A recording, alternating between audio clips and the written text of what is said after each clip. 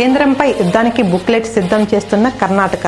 గత కొన్ని దశాబ్దాలుగా కర్ణాటక, తమిళనాడు మధ్య జరుగుతున్న కావేరీ జల వివాద శాశ్వత పరిష్కారానికి కర్ణాటక ప్రభుత్వం వేగంగా అడుగులు వేస్తుంది. అందుకోసం ముఖ్యమంత్రి కుమారస్వామి తన తండ్రి దేవేగౌడ్ తో సమావేశమయ్యారు. ఈ భేటీలో కేంద్రం వద్ద దూకుడుగా వ్యవహరించకుండా ఒక బుక్లెట్ సిద్ధం చేసుకుని దానిని కేంద్రానికి, సుప్రీంకోర్టుకి అందించడమే కాకుండా తమిళనాడుకు చెందిన ఎంపీలకు, కర్ణాటకలో కూడా అన్ని పార్టీలు ఎంపీలకు ఇవ్వాలని నిర్ణయించారు. త్వరలోనే కేంద్రంతో ఈ మేరకు వ్యూహాత్మకంగా వ్యవహరించాలని భావిస్తున్నారు. ఈ బుక్లెట్ ను సిద్ధం చేసే బాధ్యతను అడ్వకేటర్ జనరల్ ఉదయ్, సాగునీటి రంగం నిపుణుడు వెంకట్రాములకు కుమారస్వామి అప్పగించారు.